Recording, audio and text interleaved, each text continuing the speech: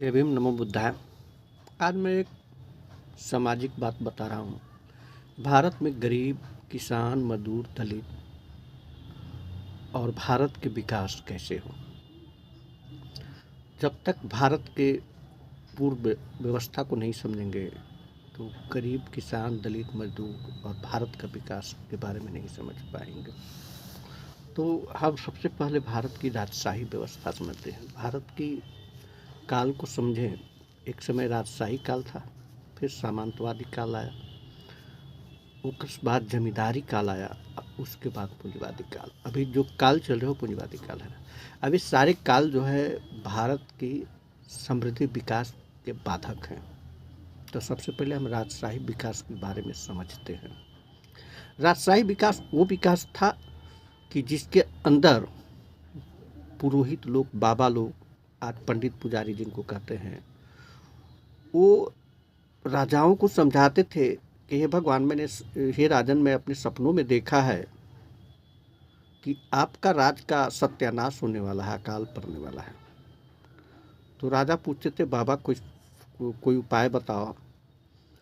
तो उन्होंने कहा, वे बोलते थे कि आप 5,000 गाय, 10,000 घोड़े, इतना सोना, इतना बैल, इतना ये चीज़, इतना वो चीज़, माने पूरी धन संपत्ति जो बता देते थे। अब राजा के पास उतनी संपत्ति होता न था, तो वो अपने राज्य के किसान, मजदूर या जो भी हैं, सबके घर में व्यवसायी लूट छापामारी करके अपने सिपाहियों से वो पुरोहित के पास ले आता था। और इस तरह से उनकी सारे जो जनता थे वो गरीब हो जाते थे। और यही गरीबी के कारण जब समय पर उन्हें युद्ध की समय आता था वो मारे जाते थे। उसके बाद आया, लेकिन इस व्यवस्था को भगवान बुद्ध ने ख़त्म किया और बताया कि जो ये पुरोहित बोलते हैं वो झूठ बोलते हैं। आप किसानों के आप पशु बलि या जो ये मांगते हैं वो मत दें और तभी आपको समृद्धि आएगी। और इस व्यवस्था को समाप्त करने के बाद सम्राट अशोक के समय आते आते जो बुद्ध की काल तक चले और बुद्ध को बातों को माने, भारत दुनिया का सबसे समृद्ध देश बन गया और भारत की टक्कर दुनिया का कोई भी नहीं ले पाता था अशोक के काल आते आते। लेकिन सम्राट बृहस्पति के बाद फिर वो पुरोहित व्यवस्था जो है हावी हो गई और पुष्यमित्र शुंग के रूप में बृहस्पति के मार दिया गया। और अब जो व्यवस्था होती है वो सामंतवादी व्यवस्था स्टार्ट हो जाती है।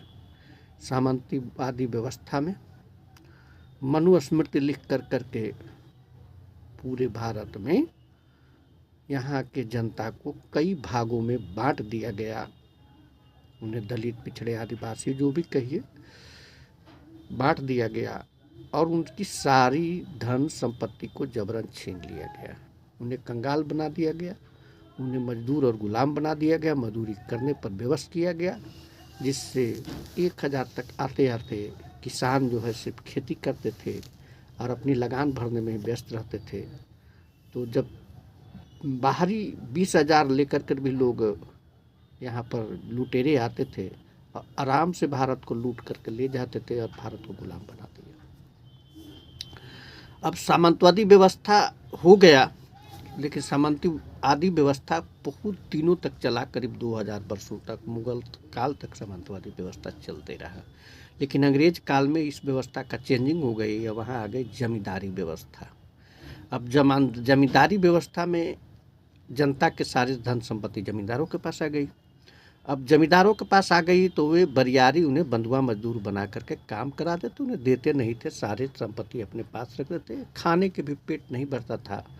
तो इस व्यवस्था में एक और सुधार लेकिन हुआ अंग्रेज़ों ने कि यहाँ की जो पुरोहित की स्थिति को देखते हुए उन्होंने मैकाले नाम का एक अंग्रेज दार्शनिक और कई दार्शनिक हुए जिन्होंने भारत की व्यवस्था को समझा और उन्होंने कई धार्मिक सुधार किए। और मैकाले नाम के व्यक्ति ने यहाँ शिक्षा की व्यवस्था को सुधार करके सबको पढ़ने का अधिकार दिया, जिसके फलस्वरूप भारत स्वतंत्र होने पर मजबूर हुई और भारत स्वतंत्र हो गया। लेकिन उसके बाद एक और व्यवस्था अब आती है, पूंजीवादी व्यवस्था।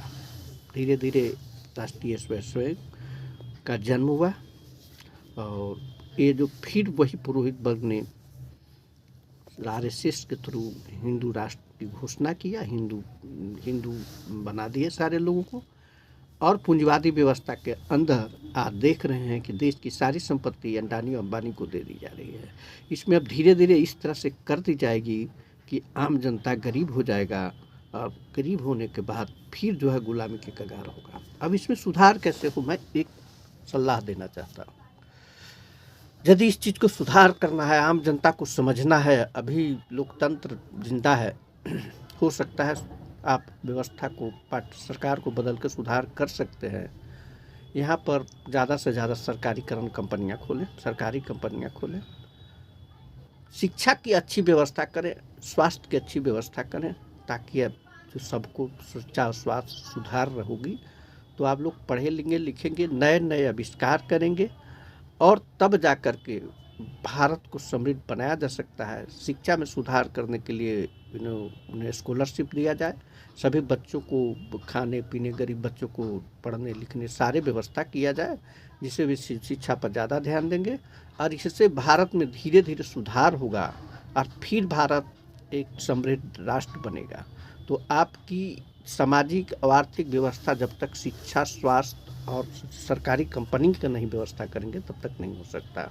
तो इन्हीं शब्दों के साथ मैं अब तक अपना वक्तव्य समाप्त करता हूँ। अब इसके बारे में हम विशेष जो है अगले वीडियो में बताऊँगा। जय भीम, नमो बुद्धाय।